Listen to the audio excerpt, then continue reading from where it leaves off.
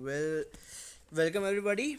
This is Pranshu Srivastav and welcome to your very first programming tutorial. Yeah, I'm right. Programming tutorial. आज हम अपना सबसे पहला सी का प्रोग्राम बनाएंगे. So all the best. I hope आपको समझ में आएगा. बट प्रोग्राम बनाने से पहले let me tell you some very very very basic thing about Turbo C plus plus.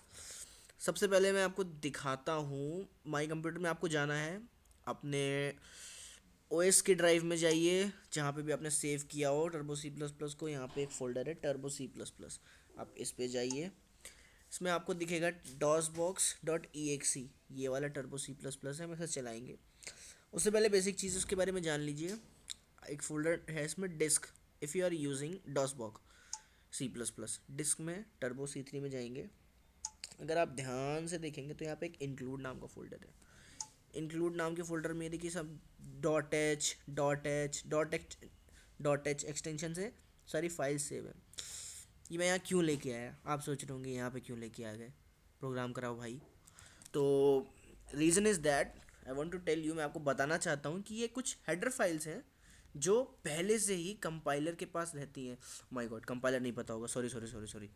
ठीक है. मतलब टर्बो सी में पहले से सेव होती हैं. कुछ हेडर फाइल होती हैं जिनके बिना प्रोग्राम पॉसिबल नहीं है. याद रखिएगा, प्रोग्राम पॉसिबल नहीं है हेडर फाइल्स के बिना. ओके. अब हम नॉर्मली अपने प्रोग्राम पे चलते हैं और धीरे धीरे चीज़ों को सीखते हैं. ओके. वापस गया. मैंने DOS box dot E X E चलाया और 1 2 3 10 मेरा डॉस बॉक्स खुल गया. अब एक न्यू फाइल खोलते हैं और I hate this blue screen seriously. तो पहले तो मैं प्रोग्राम यार सेव कर देता हूँ न्यू डॉट सी से. ओके, न्यू डॉट सी हमारा नया प्रोग्राम आज का. तो आज मुझे प्रिंट कराना है हेलो प्रांशु. ठीक है. मैं प्रिंट कराऊंगा हेलो प्रांशु.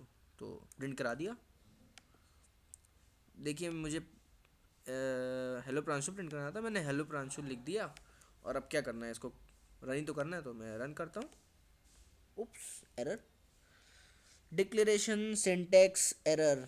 माय गॉड, बहुत बड़े बड़े भारी भारी वर्ड्स हैं ना. Declaration syntax error.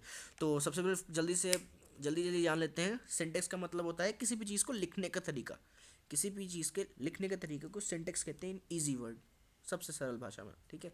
इसमें एक एरर था. एरर मतलब गलती, कोई प्रॉब्लम, कुछ गलती. ठीक है.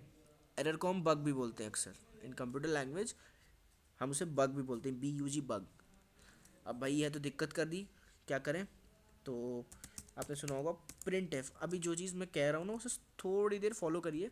You will come to know कि मैं क्यों यूज़ कर रहा हूँ. प्रिंट एफ लगाया. प्रिंट एफ किसी भी चीज़ को प्रिंट करने के लिए होता है आउटपुट स्क्रीन पे. ये हमारी ये जो स्क्रीन है हमारी, ये प्रोग्रामिंग स्क्रीन है जिसे हम प्रोग्रामिंग स्क्रीन कहें या IDE स्क्रीन कहें या फिर कुछ भी कहें. ठीक है ना. और जो स्क्रीन जिस पे हमारा आउटपुट आता है ब्लैक स्क्रीन, वो हमारी आउटपुट स्क्रीन रहती है.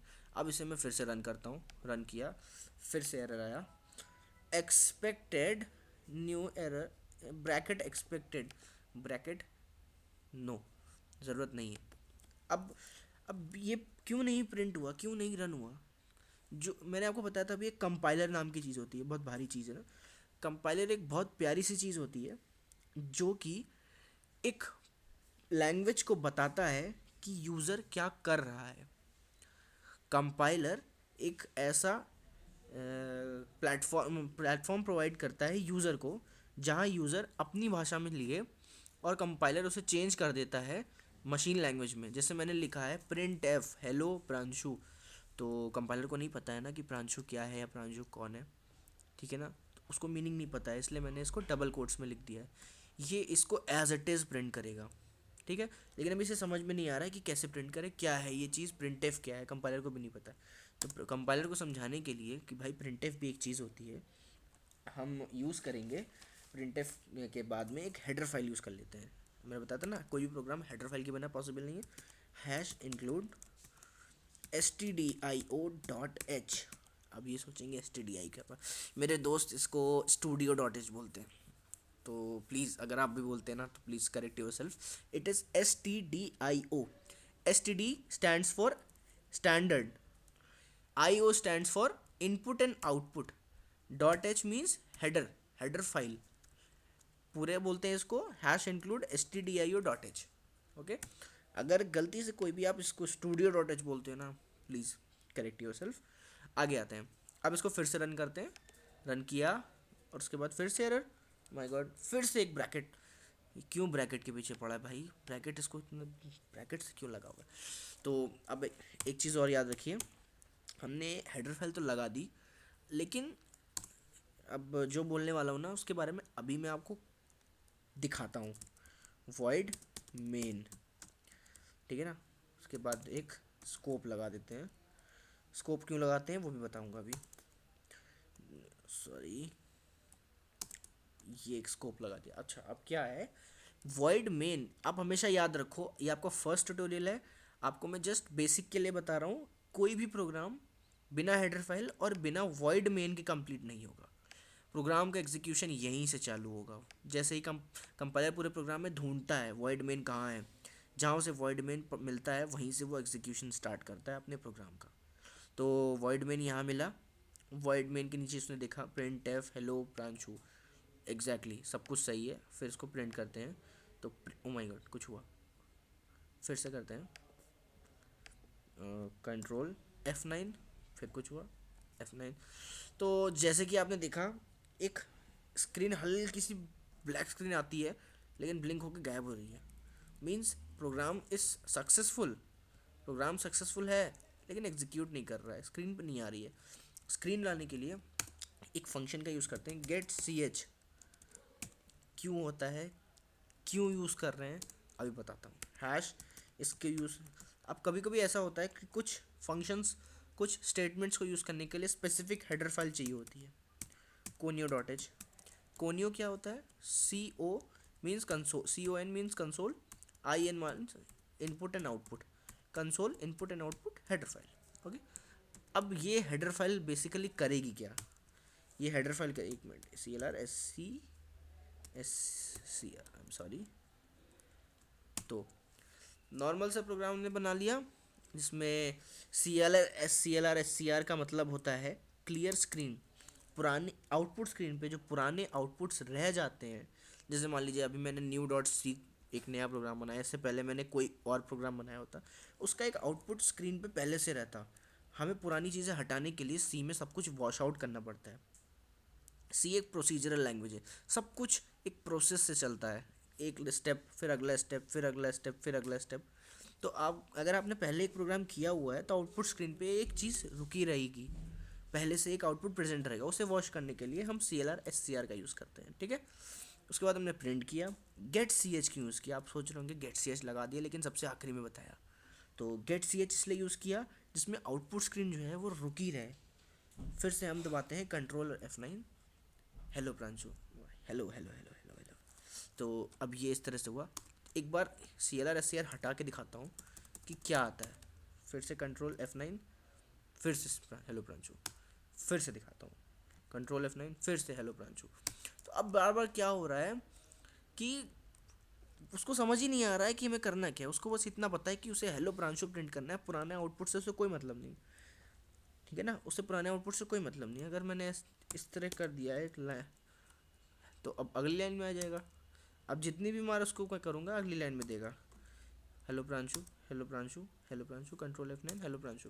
तो अब आपको ये समझ में आ गया कि पुराना आउटपुट वॉश करने के लिए CLR SCR का यूज़ करते हैं, जो कि एक फंक्शन है। आप याद करिए, ऐसे दो ब्रैकेट जहाँ भी एक पास लगे होंगे वो फंक्शन होंगे।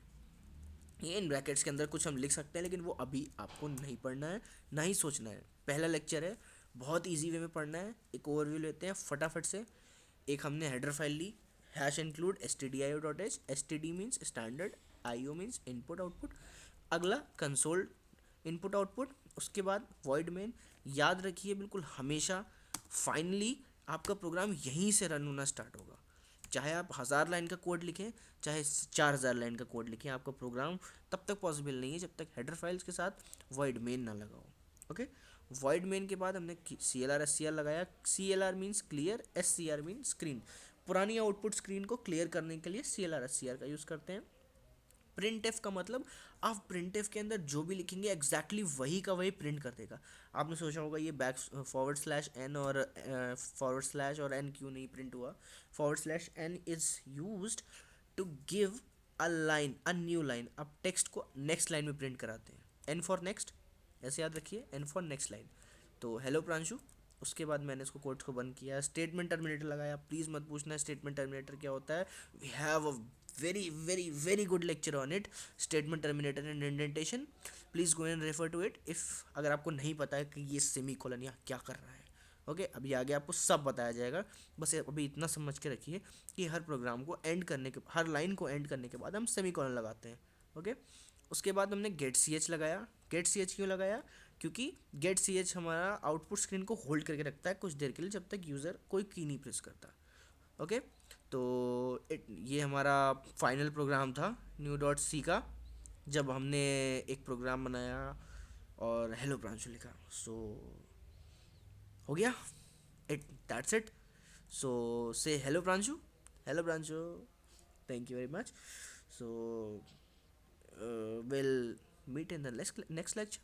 Thank you very much. Bye bye.